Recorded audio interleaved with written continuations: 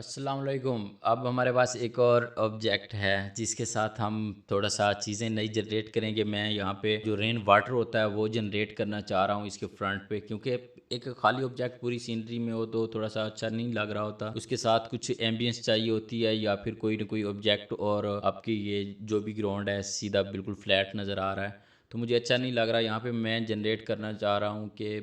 Rain water जो होता है वो जनरेट करूँ, जिसमें क्ले एंड सैंड वगैरह मिक्स और वो पानी खड़ा रहे तो किस तरह की शक्ल देता है। देखें, इसको मैंने अभी ऐड नहीं किया, इसमें मैंने इसको नहीं कहा कि जो रिफ्लेक्शन है वो भी आपने ऐड करनी है वाटर के अंदर इस ऑब्जेक्ट की। मोस्टली होता है कि जब आप इस तरह रिफ्लेक्शन का उसको ना बताएं तो वो रिफ्लेक्शन क्रिएट साथ नहीं करता, तो उसको बताना पड़ता है कि इस ऑब्जेक्ट की जो वाटर के अंदर है रिफ्लेक्शन आनी चाहिए, रिफ्लेक्शन शो करनी है, तो तब वो इसकी ज़्यादा अच्छे तरीके से परफेक्ट जो है ना रिफ्लेक्शन वो शो कराता है। अब इस वाटर को मज़ीद मैं इसके साथ खेल सकता हूँ, इसको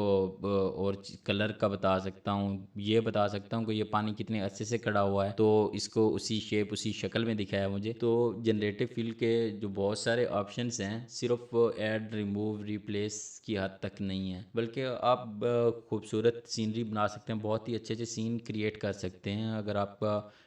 किसी भी टूल से लिया हुआ रेंडर है, आप गेमिंग में हैं, आप वेब में हैं, किसी भी चीज़ में आपके कोई भी स्क्रीन शॉट्स वगैरह हैं तो उनमें एडिटिंग करनी हो अच्छे लेवल की, तो आप जनरेटिव फील्ड से बहुत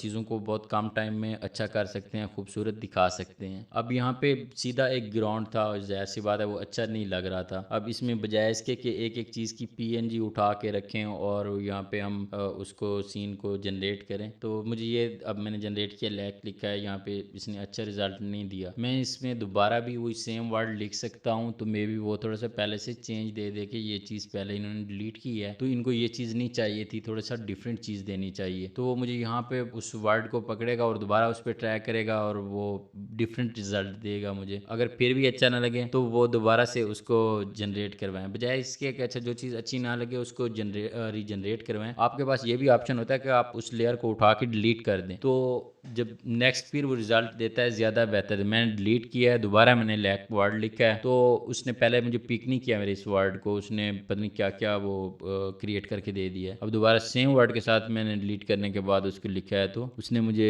3 ऑप्शन दिए हैं और तीनों ही उसी चीज़ के दिए हैं जो मेरे माइंड में थे, जो मैं चाह रहा था। अब लैक के एजेस पे या फिर उसके आसपास इस तरह मट्टी नहीं होती, जो रेत आपको मट्टी चाहिए तो आप वो लिख के भी जनरेट करवा सकते थे।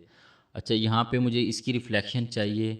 तो यहाँ पे भी वो वाटर रेन वाटर ही जनरेट करेगा, लेकिन उसका पता है कि वहाँ पे जो ग्राउंड था किस टाइप का था, वहाँ पे टाइल नहीं थी, डिफरेंट ग्राउंड था, तो उसने वहाँ पे डिफरेंट ही वाटर जनरेट किया है और वो बहुत ही, अब यहाँ पे जो जनरेट करेगा इसकी लुक जो है ना बेटर होगी, इसकी ब्लेंडिंग और जो ब्लेंडिंग ऑप्शन में इसका पास थ्रू वो बनाएगा वो उससे बेहतर बनाएगा और इसका रिज़ल्ट बेहतर देगा। अब मैंने यहाँ पे लिखा है वेट ग्राउंड, तो यहाँ पे उसने मेरी सिलेक्शन के मुताबिक ये जनरेट करके दिया है। मैं इसको ये भी दे सकता था कि मैं थोड़ी छोटी छोटी सिलेक्शन 5-6 जगह पे मैं इसकी सिलेक्शंस लेता और फिर उसको जनरेट करवाता, तो वो छोटे छोटे वो जो पूल होते हैं ना उसी तरह क्रिएट करके ये दे देता। अब मैंने बड़ा वो बना के दिया है, उसको सिलेक्शन बना के दिया, उसके मुताबिक उसने ये जनरेट किया, बहुत ही मज़े की रिफ्लेक्शन दी है। और मुझे नहीं लगता कि आप लोग अगर इसको क्रॉप भी करते, क्रॉप करने के बाद इसको फ्लिप करके इस तरह ओपेसिटी कम करके इसको आप दिखाना चाहते कि ये वाटर है और इसके अंदर इसकी रिफ्लेक्शन आ रही है, तो आप इसको इस तरह मैनेज कर सकते, क्योंकि मैं जानता हूँ डिज़ाइनर्स के जो ग्रिप है फोटोशॉप पे जितनी, तो छोटे मोटे एक्सपीरियंस के साथ आप ये चीज़ें ऐसे एडजस्ट मैनुअली नहीं कर सकते एटलीस्ट। अच्छा, मेरे पास एक और इमेज है। अब इस इमेज में मैं ट्राई करता हूँ कि यहाँ पे ऑब्जेक्ट्स क्रिएट करवाऊँ।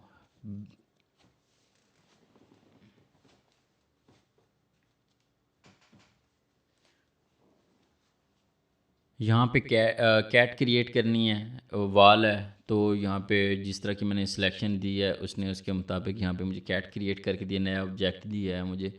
मैं कुछ भी यहाँ पे लिख सकता था, मैं बना सकता था, वो मुझे इसके मुताबिक इसका रिज़ल्ट देता। अब कोई चीज़ दूर थोड़ी सी जनरेट करवानी हो तो यहाँ पे जो भी ऑब्जेक्ट बनेगा वो ब्लर होगा। उसकी रीज़न ये है कि बैकग्राउंड ऑलरेडी जो है ना इतना क्लियर नहीं है, साफ़ और या अच्छा नहीं है। अच्छा, इसकी जो नेक्स्ट एक इमेज है वो भी इसी चीज़ पे कर लेते हैं कि अगर कोई चीज़ दूर हो और उसकी जो फील्ड ऑफ व्यू है वो क्लियर ना हो, डेप्थ ऑफ फील्ड ब्लर आ रही हो, तो वो ऑब्जेक्ट किस तरह ब्लर क्रिएट करेगा। या हम समटाइम खुद भी होता है कि स्क्रीनशॉट अगर बना रहे हैं तो हम चाह रहे होते हैं कि जो हमारे पास के ऑब्जेक्ट्स हैं वो ज़्यादा विजिबल और क्लियर हों, और जो हमारे दूर के ऑब्जेक्ट्स हैं जो हम ज़्यादा टारगेट में नहीं रखा हुआ उनको हमने कि वो शो हों, लेकिन हमने सिर्फ एम्बियंस में दिखाने होते हैं, तो उनको हम कोशिश करते हैं कि थोड़ा सा ब्लर कर देते हैं। तो हम अगर जनरेटिव फील के साथ प्रॉपर कोई भी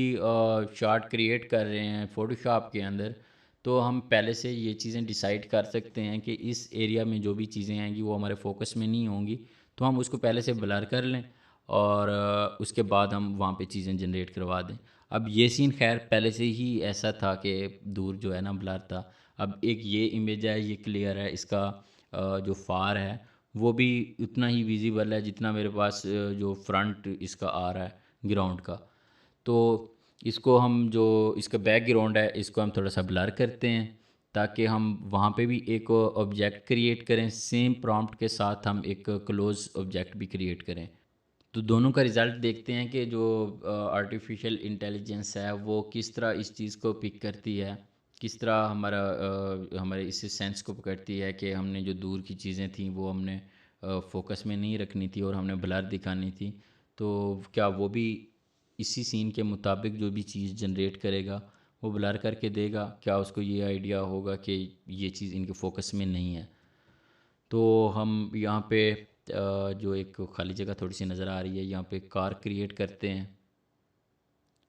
अच्छा, यहाँ पे जो भी ऑब्जेक्ट अब मैं क्रिएट करने लगा हूँ ये उस एरिया में है जो मैंने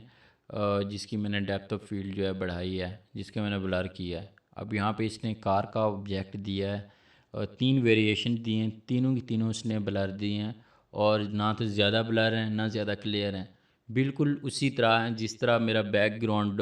की विजिबिलिटी है जितनी, उसने उतनी ही दी है। क्योंकि ये कॉमन सेंस की बात है कि हम शॉर्ट्स में हैं या हम रियलिज़म को टच करते हुए कोई चीज़ बना रहे हैं, तो ऐसा ही होता है कि जो दूर की चीज़ होती है, अगर एक बिल्डिंग मुझे अच्छे तरीके से क्लियर नज़र नहीं आ रही तो उसके पास खड़ी हुई चीज़ भी मुझे उतनी ही